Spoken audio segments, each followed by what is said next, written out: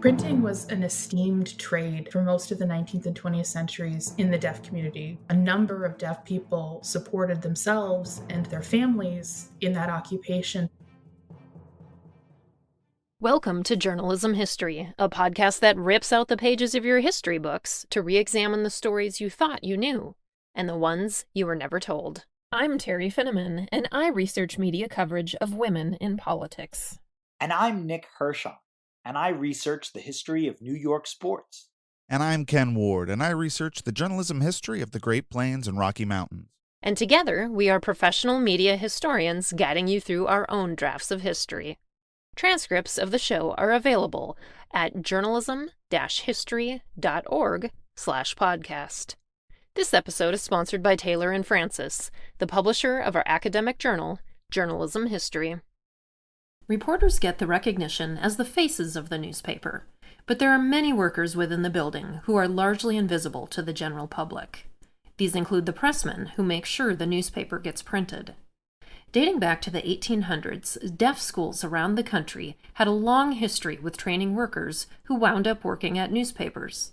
From the 1970s to 2000, more than 125 deaf people worked at the Washington Post alone, although these printers worked at many newspapers around the country.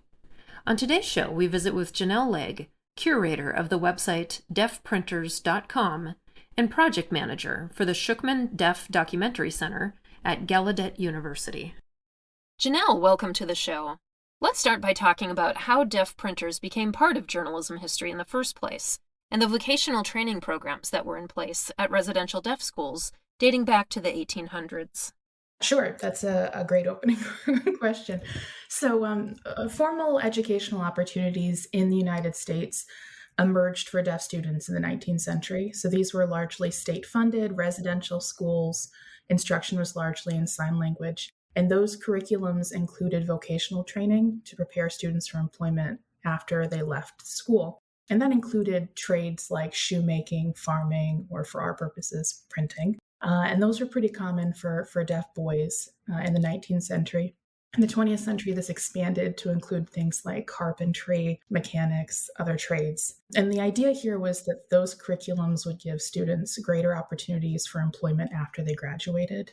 They would be able to demonstrate those job skills for potential employers. They could form their own shops and become self-supporting citizens. Many deaf residential schools produce newspapers in their training classes, with over 40 newspapers published in these schools. Tell us more about these student newspapers. What was in them, how they were beneficial to students, and then how they benefited the schools themselves.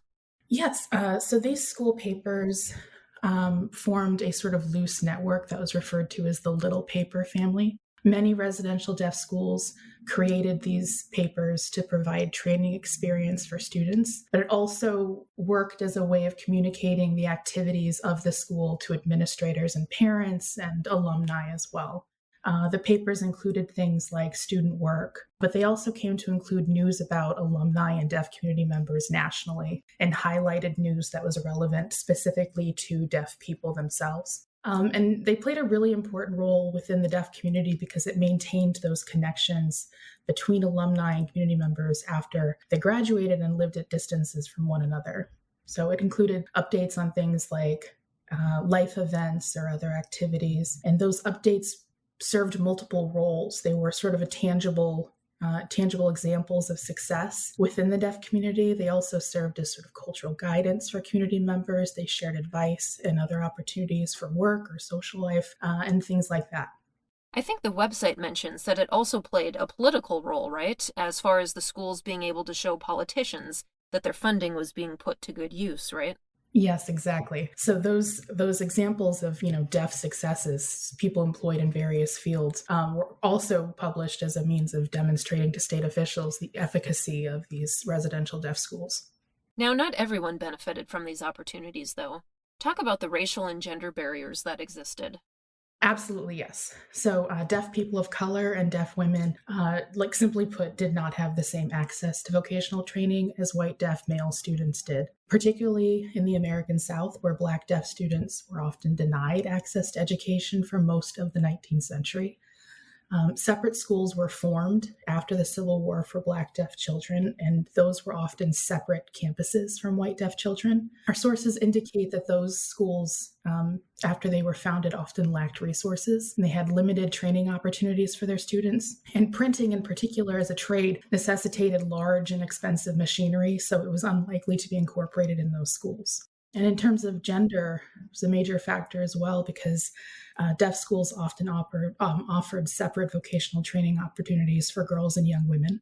And what this meant is that as they entered the workforce, both deaf women and deaf people of color would have been much less likely to enter trade, printing as a trade, without additional training experience to prepare them. This project in particular focuses on deaf printers at the Washington Post. It's unclear when the first deaf person worked there, but it's believed the practice dates back to at least the 1920s and was common for the rest of the century. What roles did these workers all do at the Post? It's a really good question. So we have uncovered some evidence of deaf people at the Post while they were students at the nearby Gallaudet University during the 1920s. But I think it's likely that they worked at the Post and at other print shops within DC for much earlier than that. And the roles that they played at the Post in particular were things like linotype operator. They worked in the press room, the mail room, and as technology changed, the role of the printer was expanded to include other forms of printing, so things like photo engraving or computer-based ad design were other roles that deaf people played at the Post. The use of sign language interpreters was not standard practice in the United States until the end of the 20th century. So what communication strategies were used among the various employees so people understood each other? This is actually something really interesting that has come out of the Deaf Printers Project, because we've been able to sort of document this period before the professionalization of American Sign Language interpretation, or the recognition of American Sign Language as a language linguistically. A number of our interview subjects recall writing notes with their coworkers or employers, pointing or physically gesturing to one another, and over time, teaching particular ASL vocabularies to hearing coworkers is another strategy they implemented. They also relied really heavily on one another. They formed a network of reliable information, offering guidance and advice to one another, demonstrating skills that they needed at work. And in some cases, actually interpreting for one another. If one person had stronger hearing skills or lip reading skills, they would serve as an interpreter for their deaf coworkers. Wasn't there some of the Washington Post employees who also learned some sign a little bit? Yeah, they did try to teach some ASL vocabulary. So things like the signs for composing room or paste up, linotype. Some employers or some of the supervisors would use, sort of that simple sign to indicate where that person was assigned for their shift that day. So this meant they wouldn't have prolonged, in-depth conversations about their personal lives and things like that. But in terms of what needed to occur in the workplace, they were able to sort of make that communication access happen. I want to talk about a very cool feature that you have on the website, the glossary, which includes newspaper terminology and sign language signs. Why did you want to create that glossary? And tell us more about what's all on that page. Great question. And I can't take credit for that at all. That was a priority of our advisory team of deaf retired printers, who really are the thrust behind this project. So sign languages don't have written forms that are used generally. And prior to the advent of video technology, it's incredibly difficult to document signed languages. You kind of need video technology to capture the movement and the facial expressions, the hand shapes, the body movements that are associated with particular signs. And this group of retired printers was very concerned that as the field itself, the profession, was shrinking, you were losing this community of users for those signs that they had developed specific to the field of printing. Those signs which many printers learned in residential deaf schools, in those training classes, learned from their coworkers on the job at print shops around the country. They shared those signs between each other, and as they were leaving those print shops, those signs were leaving with them and slowly disappearing. And as there's no new generation of deaf printers, the signs are slowly disappearing as well. So the project really aims to preserve those language forms before they disappear. Yeah, so talk about some of the specific terms and what's all on that site. Sure. So we've generated a list sort of in two ways. One, the printers themselves during one of the reunions here at Gallaudet came up with a list of words like dupe, or paste up, some of the phrases that are specific to the union or to printing itself. And we were able to film some of those glossary entries on campus during that process. In other cases, as we've undertaken interviews with individual printers, we've actually captured some signs that have come up sort of spontaneously during those interviews, and then gone back to make sure that we add an entry that sort of explains what that specific sign uses. The important thing to keep in mind is that most young deaf people today don't know what those signs mean. So even as we're capturing these interviews and preserving them, there's a real concern that in the future, someone won't be able to recall what that meant, what that specific sign meant as someone signed it. So it's sort of important that we build out this glossary so that these videos are sort of intelligible as we go forward into the future. I think another cool news you can use type of feature that you have on the site is you include instructions on how to create a pressman's hat at deafprinters.com/hat. Tell us what this hat is and why these printers wore one. Yes, exactly. So that's actually one of our advisory members, a retired printer himself, Dick Moore, and he worked in multiple departments at the Washington Post, including the press room, which would have been the space where the pages of the paper are printed on large machines. And traditionally, pressmen have made paper hats at the start of each shift. The purpose of these hats is to protect their heads, their hair, from the dust and the ink from the printing machines as they're working on the floor throughout their shift. And that's such an integral part of that experience of working in the press room that we thought it was important to capture the process of folding a newspaper and forming that hat, because that was how one's shift started at the beginning of the day. And at the end of your shift, you pulled it off and you threw it in the trash, and the next day you started fresh. Union membership was a requirement for employment at the Washington Post and is part of the history of many newspapers. The International Typographical Union, which formed in the mid-1800s, is described as a powerful force in the employment of deaf printers through the end of the 1980s, when the organization disbanded. What was the importance of this union for these printers? Union membership was significant. I think the majority of our interview subjects emphasized that point repeatedly. Because once a printer was a member of the International Typographical Union, or the ITU, they had access to work at ITU shops around the country, which meant that their skills and their union card made them transferable. They could go other places. And it's important to keep in mind that for deaf people, a barrier to employment was often sort of social attitudes or expectations of employers. A union card was proof that these were skilled workers. And I think that helped a lot of deaf printers get into shops, get their foot in the door. Unions offered additional protections to their workers. Think about sort of disciplinary meetings or wage negotiations or schedule disputes. A deaf printer could count on a union rep being present during that. That union representation was important because at the period there was no sort of legal protections or accommodations afforded to deaf people for most of the 20th century. So with union membership, deaf printers knew that they would be getting paid a fair wage. They knew that a union representative would attend meetings and advocate on their behalf. And I think that was important for a lot of our printers as they're looking back on their experience at the Washington Post or at other print shops around the country. But that membership, I think, also is somewhat complicated. It was fraught that as a member of the union, a number of deaf printers recall the introduction of American Sign Language interpreters in, say, the 1970s, 1980s. There was a real pushback from the union at the Washington Post about the use of interpreters for things like chapel meetings, which were the private union meetings that occurred on the floor. Union leaders had real concerns about maintaining the sacred privacy of that meeting. And deaf printers had to really advocate to have access at those meetings because as dues-paying members, the information being discussed was relevant and important to them. And they were able to successfully convince union leaders to allow interpreters in those meetings. But that sort of highlights sort of like a complicated relationship between deaf people and unions that I think we haven't really had opportunities to study so far. There were, of course, deaf printers at more places than the Post. A recent oral history that I did with a weekly publisher in North Dakota noted that they had one of these employees as well. Your site also mentions the history of journeyman printers. Describe what that role was. Yes, I'm so excited to have this question.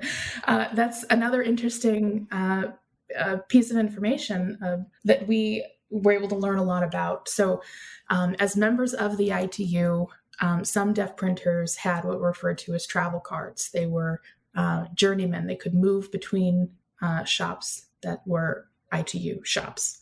And many of the shops had sort of priority system. So you had some printers who were permanent printers, which meant that they had a permanent seat in the shop. And then you had some that were subs. And because of the nature of newspaper printing, the sort of the high demand for skilled workers, many journeyman printers with their union travel card could walk into a shop in a major city around the country and have a job that day. And so many of our interview subjects, many deaf printers were called traveling around the country and then, stopping in for a day or two at a newspaper shop, earn a little bit of cash, and then moving on to the next big city. And it was apparently really popular because a number of deaf community events, these sort of large scale gatherings for things like sports tournaments or educational conferences, social conferences, things like that. Those cities would swell not only with attendees for those events, but also the newspaper shops would swell. These host cities swelled with deaf workers working at a paper for the, weekend during that event and then heading back to their hometown when it was done. As technology changed at newspapers after the 1980s, the number of technical employees needed has declined. The Post started offering buyout packages to union printers in the late 1990s. By 2001, the last of the deaf printers were gone. In 2019, 18 deaf retirees from the Washington Post came to Gallaudet University to discuss how their story might look in an online exhibition. The site includes an easy-to-follow breakdown of the history and video interviews done via ASL with these printers. What do you think is the biggest takeaway that people should have from the Deaf Printers online exhibit? So one of our goals has been to uncover this history. As I mentioned, the project is really guided by this advisory team of retired deaf printers. And they emphasized that the experiences that are being described at this exhibit have largely disappeared and expressed concern that they have not been documented really elsewhere at all. So with this project, we're really trying to recover those stories and those signs and preserve them. I think that the project really captures a crucial period that occurs before sort of legal protections and recognition for sign languages and the rights of deaf people. And it highlights the creative social and linguistic strategies that were employed by deaf people in the workplace throughout that period. But it also documents this crucial period of technological change within the printing industry itself. And that change displaced, thousands of craftsman printers and reshaped the nature of newspaper printing in the country and around the world. So I think that this is a meaningful story because while it is sort of remarkably narrow, it's a story about deaf printers in DC at the Washington Post. It's really part of a much broader story about labor and technology, I think, in the United States. One of the things that I think is so cool about this project is that so much journalism history focuses on star reporters, right? The celebrity in your newsroom, those kinds of reporters. They're the ones whose names are in the paper and are out in the community, when in reality, a newspaper or broadcast or any media production can't get out without the invisible workers in the back shop who are putting this all together. And so I think this is just phenomenal that you have drawn attention to these important workers who are really why the newspaper industry has existed in large part over the years. Yeah, I think that that's one of the more interesting parts about this. As you mentioned, that you would come across a publisher in North Dakota having a deaf printer. The scale of this, the fact that there were so many deaf people, I think, throughout the 20th century who were working that occupation but have been largely unacknowledged, I think is fascinating. I think it's crucial to acknowledge the actors and the practices that have gathered and disseminated the information that we receive every day. So I hope that this project is contributing to a better understanding of that. Our final question of the show that we ask every guest is, why does journalism history matter? It's a big question. I think in particular, in this case especially, printing was an esteemed trade for most of the 19th and 20th centuries in the deaf community particularly. A number of deaf people supported themselves and their families in that occupation, but they also used print as a way of maintaining connections with one another and also challenging existing attitudes and ideas about deaf people and about signed languages. So I think that this is, a small part of a broader history of journalism, but I think it's an important part of recalling and acknowledging that process. All right. Well, thanks so much for joining us today. Thank you so much for having me. I really appreciate it. Thanks for tuning in, and be sure to subscribe to our podcast. You can also follow us on Twitter at JHistoryJournal. Until next time, I'm your host, Terry Finneman, signing off with the words of Edward R. Murrow. Good night, and good luck.